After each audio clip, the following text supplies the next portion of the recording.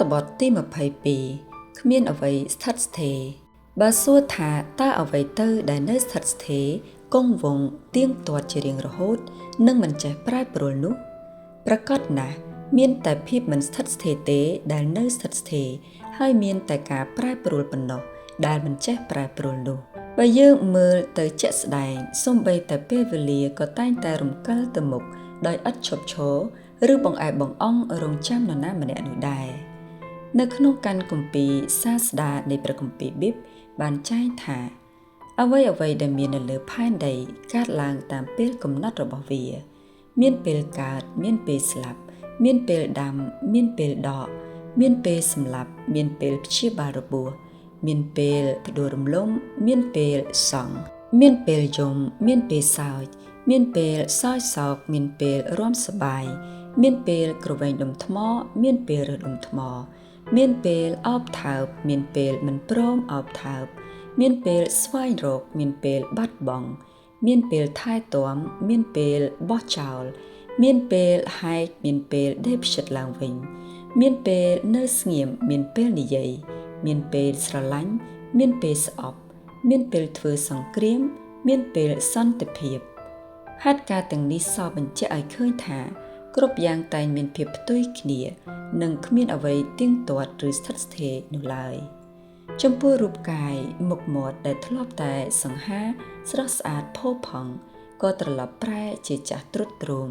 និងមានស្នាមជ្រីវជ្រួញនៅគ្រប់កន្លែងសក់ក្បាលដែលធ្លាប់តែមានពណ៌ខ្មៅរលោងក្រាស់ល្អក៏ប្រែជាមានស្កូវស្កេះស្កាសពេញក្បាលទៅវិញយ៉ាងណាមិញសុខភាពរាងកាយដែលធ្លាប់តែល្អរឹងមាំស្វាហាប់ខ្លាំងក្លារហ័សរហួនក៏ប្រែជាខ្សោះខ្សោយអស់កម្លាំងស្ពឹកស្រពន់និងអាចមានរោគគាតោងជាប់កាយថែមទៀតផង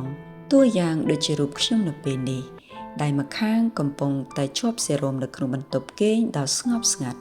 ឯដៃម្ខាងទៀតកំពុងកាន់ប៊ិចសរសេរនៅអត្ថបទមួយនេះឡើងទាំងដែលចិត្តបានត្រៀមរួចជាស្រេចទៅហើយចំពោះការប្រែប្រួលដែលនឹងកើតមានឡើងនៅក្នុងជីវិតក៏ព្រោះតែគ្រប់យ៉ាងដែលបានកើតឡើងនៅក្នុងជីវិតតែងប្រែប្រួលមិនទៀងទាត់និងមិនស្ថិតស្ថេរដូច្នេះហើយពួកយើងចាំបាច់ត្រូវត្រៀមកាយនិងចិត្តទទួលយកការពិតដែលនឹងកើតមានឡើងរំលឹកនិងលើកទឹកចិត្តខ្លួនឯងនៅពេលជួបទុក្ខលំបាកត្រូវប្រាប់ខ្លួនឯងថាវានឹងកន្លងផុតទៅហើយគ្រប់យ៉ាងនឹងប្រសើរឡើងវិញជាមិនខានត្រូវចេះថែរក្សានិងឲ្យតម្លៃចំពោះពេលវេលាល្អៗដែលយើងកំពុងមាន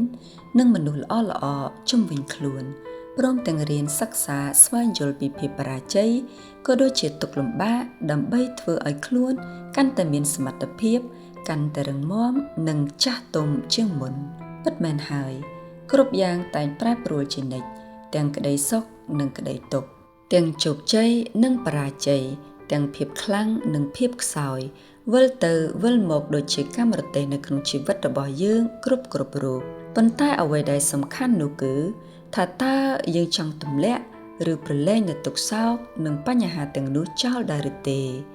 សម្រាប់ចិត្តទម្លាក់វាចោលនៅថ្ងៃនេះនោះអ្នកនឹងមានសេរីភាពហើយរស់នៅប្រកបដោយសេចក្តីសុខនិងអំណរច្រើនជាងទុក្ខសោកសៅជាពុំខានម្យ៉ាងទៀតបើស្ថិតក្នុងលក្ខខណ្ឌដែលថាយើងខិតខំប្រឹងប្រែងអស់ពីសមត្ថភាពហើយនៅតែមិនអាចទៅរួចឬមិនអាចកាត់ចេញជាផ្លែផ្កាទៀតនោះត្រូវរៀនប្រឡែងឲ្យវាទៅតាមដំណើររបស់វាចុះហើយងាកមកធ្វើអ្វីដែលស័ក្តិសមនឹងសមត្ថភាពឬភាពខ្លាំងរបស់ខ្លួនវិញទោះបីលំបាកក៏ត្រូវតែធ្វើទោះបីលំបាកក៏ត្រូវតែទទួលយកការពិត